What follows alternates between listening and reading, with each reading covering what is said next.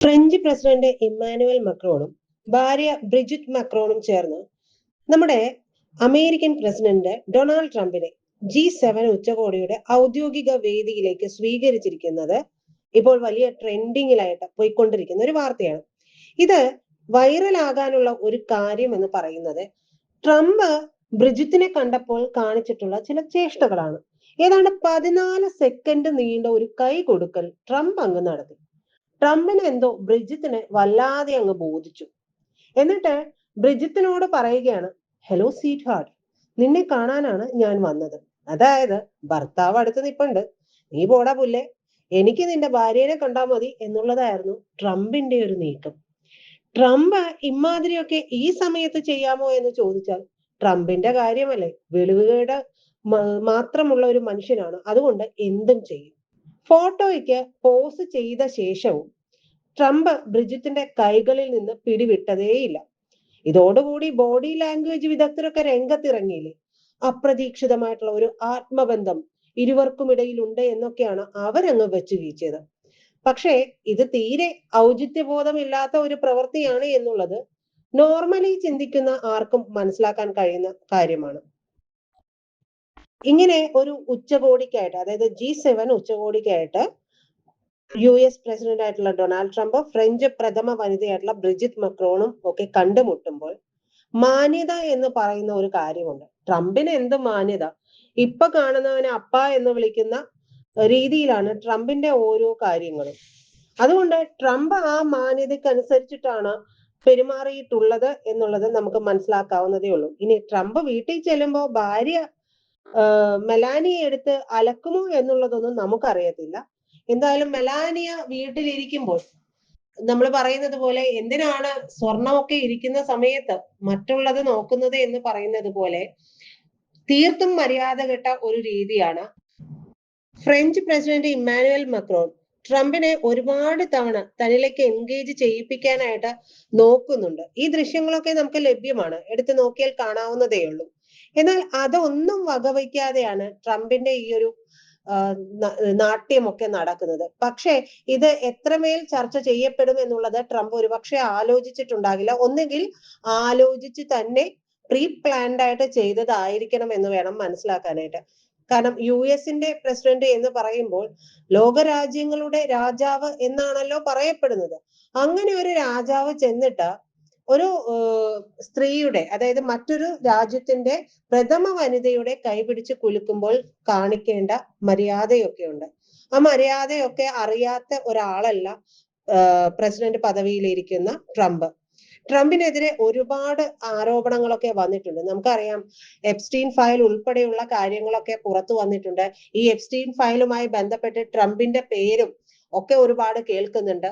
ഇതിന്റെ രേഖകൾ പുറത്ത് വിടാതിരിക്കാനായിട്ട് ട്രംപ് ഒരുപാട് പരിശ്രമിക്കുന്നുണ്ട്.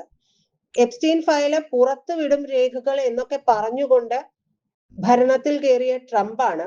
ട്രംപിന്റെ ഉദ്യോഗസ്ഥരിൽ ചിലർ എപ്സ്റ്റീൻ ഫയൽ വായിച്ചു നോക്കിക്കഴിഞ്ഞപ്പോ പറഞ്ഞു, അല്ലളിയ, ഇത് നിങ്ങളുടെ പേര് കൂടി ഉണ്ടല്ലോ ഇതിൽ എന്നുള്ളത്. ഇതോടുകൂടി ട്രംപിന് ഇത് പുറത്ത് വിട്ടു കഴിഞ്ഞിട്ടുണ്ടെങ്കിൽ വലിയ രീതിയിൽ പ്രശ്നമാകുമെന്നും അധികകാലം ആ കസേരയിൽ ഇരിക്കാൻ കഴിയില്ല എന്നുള്ള ചിന്ത വരുന്നു.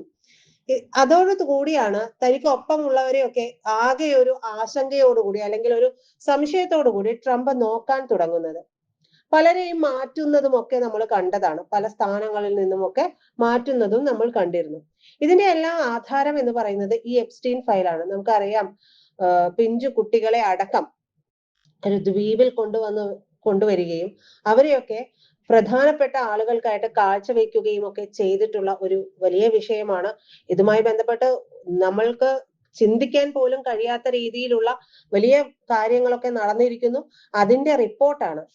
അമേരിക്കയിൽ കഴിഞ്ഞിടക്കാണ് വലിയ രീതിയിലുള്ള ഒരു പ്രൊട്ടസ്റ്റ് നടത്തിയത്. അത് മറ്റൊന്നും ആയിരുന്നില്ല, എപ്സ്റ്റീൻ ഫയല് പുറത്തു വിടണം, ട്രംപ് പറഞ്ഞ വാക്ക് പാലിക്കണം, നിങ്ങൾ ഇനി എന്നാണ് ഈ എപ്സ്റ്റീൻ ഫയൽ പുറത്തു വിടാൻ പോകുന്നത് എന്നൊക്കെ ചോദിച്ചുകൊണ്ട് ഒരു വിഭാഗം ആളുകളാണ് പ്രൊട്ടസ്റ്റ് നടത്തിയത്. എപ്സ്റ്റീൻ ഫയൽ ഇടയ്ക്കിടയ്ക്ക് പുറത്തു വരുമെന്ന് പറയുകയും പിന്നീട് അത് മങ്ങിപ്പോവുകയും ചെയ്യുന്നുണ്ടെങ്കിൽ അതിന് പിന്നിൽ ട്രംപിനെ ഭീഷണിപ്പെടുത്തുന്ന ചില ആളുകളുമുണ്ട്. അത് മറ്റൊരു വിഷയം തന്നെയാണ്. ട്രംപിന് മുന്നിലേക്ക് ഈ എപ്സ്റ്റീൻ ഫയൽ എന്ന് പറയുന്ന വിഷയം എടുത്തിട്ടുകൊണ്ട് ട്രംപിനെ ബ്ലാക്ക്മെയിൽ ചെയ്യിക്കുന്ന ഒരു വിഭാഗം ഉണ്ട്. അത് ഇസ്രായേലുമായി ചേർന്ന് കിടക്കുന്ന ചില കഥകളാണ്. എന്തായാലും ഇത്തരത്തിലുള്ള വലിയ ആ, വിവാദങ്ങളൊക്കെ ട്രംപിന് മുന്നിലൂടെ കടന്നു പോകുന്നുണ്ട്. അതുകൊണ്ട് ഈ നിസ്സാര കാര്യം ട്രംപിന്റെ മേൽ തട്ടുമെന്നൊന്നും നമ്മൾ ചിന്തിക്കുന്നില്ല. പക്ഷേ ഒരു ലോകരാഷ്ട്ര തലവൻ കാണിക്കേണ്ട മര്യാദ കാണിച്ചില്ല എന്നുള്ളത് തന്നെയാണ്. ഇങ്ങനെയുള്ള സംഭവങ്ങളൊക്കെ വരുമ്പോൾ നമുക്കറിയാമല്ലോ എത്രത്തോളം ആ, വലിയ രീതിയിൽ ഇതിനെ ആ, കഥകൾ ഉണ്ടാക്കുകയും ഈ കഥകളൊക്കെ നമ്മുടെ സൈബർ ഇടങ്ങളിൽ പറന്നു നടക്കുകയും ചെയ്യുമെന്നുള്ളത്. അത്തരത്തിലുള്ള കഥകളാണ് ഇതിനെ തുടർന്നുമൊക്കെ ഉണ്ടാകുന്നത്. ഫ്രഞ്ച് പ്രസിഡന്റായിട്ടുള്ള ഇമ്മാനുവൽ മക്രോണിനെ പോലും നിഷ്പ്രഭമാക്കുന്ന തരത്തിലുള്ള ട്രംപും പ്രഥമ വനിതയും തമ്മിലുള്ള ഹൃദ്യമായിട്ടുള്ള ആശയവിനിമയം, അവരുടെ നീണ്ട കൈകൊടുക്കലുകൾ, ഇത് ട്രംപ് പറഞ്ഞ വാക്കുകൾ കൂടി പുറത്തു വന്നപ്പോഴാണ് ഇതിന്റെ ഒരു വലിയ ആഘാതം ഉണ്ടാകുന്നത്. ഔദ്യോഗിക വേദിയിലേക്ക് സ്വീകരിക്കുന്നതിനിടെ ഇത്തരത്തിലൊക്കെ കാണിക്കാമോ എന്നുള്ള രീതിയിൽ സംസാരവും ഉയർന്നു വരുന്നുണ്ട്. ഫോട്ടോ സെഷന് വേണ്ടിയിട്ടാണ് ഇവര് ഒത്തുകൂടിയത്. എന്നാൽ പതിവ് നയതന്ത്ര മര്യാദകൾക്കും അപ്പുറം ട്രംപും ബ്രിജിറ്റും തമ്മിലുള്ള ഊഷ്മളമായിട്ടുള്ള കെട്ടിപ്പിടുത്തവും യൂറോപ്യൻ ശൈലിയിലുള്ള ചുംബനവും ഒക്കെയാണ് മാധ്യമ ശ്രദ്ധ മുഴുവൻ കവർന്നത്. ഇതിപ്പോ ഇന്റർനാഷണൽ മാധ്യമങ്ങളാണ് എന്ന് പറഞ്ഞിട്ട് കാര്യമൊന്നുമില്ല. ഇത്തരത്തിലുള്ള ഇക്കിളി കഥകളൊക്കെ കേൾക്കാനും അതൊക്കെ പുറത്തുവിടാനും ഏത് ഭാഷയിലുള്ള മാധ്യമങ്ങൾക്കോ ഇപ്പോഴത്തെ രീതിയിൽ ഒരു താല്പര്യമുണ്ട്. കാരണം അവരെ സംബന്ധിച്ച് റേറ്റിംഗ് കൂടണം എന്നുള്ളത് മാത്രമേ ലക്ഷ്യമുണ്ടാവുകയുള്ളൂ. നയതന്ത്ര വേദികളിലെ പതിവ് ശൈലികളിൽ നിന്നൊക്കെ വ്യത്യസ്തമായിട്ട് ട്രംപ് ബ്രിജിത്തിന്റെ കൈകളിൽ പിടിച്ചു വലിക്കുന്ന രീതിയിലാണ് ഈ ഹസ്തദാനം കാണുന്നത്. പ്രശസ്ത ലിപ് റീഡർ ആയിട്ടുള്ള നിക്കോള ഹിക്ലിംഗ് ആണ് ഇരുവരും പരസ്പരം എന്താണ് സംസാരിച്ചത് എന്ന് പോലും ഇപ്പോൾ വെളിപ്പെടുത്തുന്നത്. വേദിയിലേക്ക് എത്തിയ ഉടൻ ഫ്രഞ്ച് പ്രസിഡന്റ് ഇമ്മാനുവൽ മാക്രോണിന് ട്രംപ് ശക്തമായിട്ടുള്ള ഒരു ഹസ്തദാനം നൽകി. ഇന്നത്തെ രാത്രിക്കായിട്ട് ഞാൻ പൂർണ്ണ സജ്ജനാണ് എന്നാണ് മാക്രോണിനോട് ട്രംപ് പറഞ്ഞതെന്ന് ലിപ് റീഡിംഗ് വിദഗ്ധരൊക്കെ വ്യക്തമാക്കുന്നുണ്ട്. അതിനുശേഷമാണ് മക്രോണിനെ പാടെ അവഗണിച്ചുകൊണ്ട് ട്രംപ് തൊട്ടടുത്ത് നിന്ന് ബ്രിജിറ്റ് മാക്രോണിലേക്ക് തിരിഞ്ഞത്. അപ്പോഴായിരുന്നു ഈ സ്വീറ്റ് ഹാർട്ട് വിളിയും ഒക്കെ ഉണ്ടായത്. ഇതിന് മറുപടിയായിട്ട് ഫ്രഞ്ച് വനിത ട്രംപിന് ജന്മദിനാശംസകളൊക്കെ നേരുകയും ചെയ്തിട്ടുണ്ട്. ട്രംപും ബ്രിജിത്തും തമ്മിലുള്ള ഈ അപ്രതീക്ഷിത ആത്മബന്ധവും സ്നേഹപ്രകടനവും ഒക്കെ വേദിയിൽ ഉണ്ടായിരുന്നവരെയും മാധ്യമ പ്രവർത്തകരെയും ഒരുപോലെ അത്ഭുതപ്പെടുത്തി. ഇരുവരുടെയും ശരീരഭാഷയെക്കുറിച്ച് ബോഡി ലാംഗ്വേജ് വിദഗ്ധയായിട്ടുള്ള ജൂഡി ജെയിംസ് ഇങ്ങനെയാണ് പറയുന്നത്. മാക്രോൺ ട്രംപിനോട് കൂടുതൽ സൗഹൃദം സ്ഥാപിക്കാനൊക്കെ ശ്രമിച്ചെങ്കിലും ട്രംപ് അത് അവഗണിച്ച് ബ്രിജിത്തിലേക്ക് നീങ്ങി. മാക്രോണിന് നടുവിൽ നിൽക്കാൻ പോലും ഇടം നൽകാതെ അതീവ താല്പര്യത്തോടു കൂടിയാണ് ട്രംപ് പ്രഥമ വനിതയെ ആലിംഗനം ചെയ്തത്. പലരും ട്രംപും ബ്രിജിത്തും തമ്മിലുള്ള കൈകൊടുക്കലിനെ ഒരു വടംവലിയോടാണ് ഉപമിച്ചത്. ഫോട്ടോയ്ക്ക് പോസ് ചെയ്ത ബ്രിജിത്തിന്റെ കൈകളിൽ നിന്ന് പിടിവിട്ടിരുന്നില്ല ട്രംപ്. വേദിയിൽ നിന്ന് താഴേക്ക് ഇറങ്ങുമ്പോഴും ട്രംപ് ബ്രിജിത്തിന്റെ കൈകളിൽ പിടിച്ചിട്ടുണ്ടായിരുന്നു. ഈ സമയം അത്രയും ഫ്രഞ്ച് പ്രസിഡന്റ് മക്രോൺ നിസ്സഹായനായി പുഞ്ചിരിയോടുകൂടി ഇവർക്ക് പിന്നാലെ നടന്നു.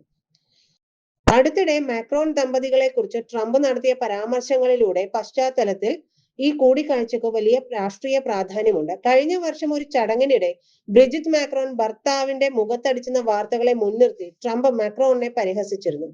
ഭാര്യയിൽ നിന്ന് കിട്ടിയ ശക്തമായ ഇടിയിൽ നിന്ന് മാക്രോൺ ഇപ്പോഴും മുക്തനായിട്ടില്ല എന്നായിരുന്നു ട്രംപിന്റെ പരിഹാസം. ഇതൊക്കെ പറഞ്ഞ ട്രംപ് ഇനിയിപ്പോ അങ്ങ് US ചെല്ലുമ്പോൾ മെലാനിയയുടെ അടി വാങ്ങാതിരുന്നാൽ മാത്രം മതി. എന്തായാലും ട്രംപിന്റെ ഈ പരാമർശം തികച്ചും നിലവാരമില്ലാത്തതാണെന്ന് മാക്രോൺ പിന്നീട് പ്രതികരിച്ചിരുന്നു. ഭർത്താവിനെ പരിഹസിച്ചെങ്കിലും ബ്രിജിത്ത് മാക്രോണിനെതിരെയുള്ള വ്യക്തിപരമായിട്ടുള്ള സൈബർ ആക്രമണങ്ങളിൽ ട്രംപ് അവർക്ക് ശക്തമായിട്ടുള്ള പിന്തുണയും നൽകിയിട്ടുണ്ടായിരുന്നു. ബ്രിജിറ്റ് മാക്രോൺ ഒരു ട്രാൻസ്ജെൻഡർ ആണെന്ന തരത്തിൽ വലതുപക്ഷ ആക്ടിവിസ്റ്റ് ആയിട്ടുള്ള കാൻഡസ് ഓവൻസ് ഉന്നയിച്ചിട്ടുള്ള വ്യാജ ആരോപണങ്ങളെ ട്രംപ് ശക്തമായി തള്ളിക്കളയുകയും ഒക്കെ ചെയ്തിട്ടുണ്ടായിരുന്നു. എന്തായാലും തീർത്തും മര്യാദയില്ലാത്ത പ്രവൃത്തിയാണ് ട്രംപ് ചെയ്തത് എന്നുള്ളത് നമുക്ക് ഇതിൽ നിന്ന് വായിച്ചെടുക്കാവുന്നതേ ഉള്ളൂ. അല്ല, ട്രംപിൽ നിന്ന് ഇതല്ല ഇതിനപ്പുറം മാത്രമേ നമ്മൾ പ്രതീക്ഷിക്കേണ്ടതുള്ളൂ.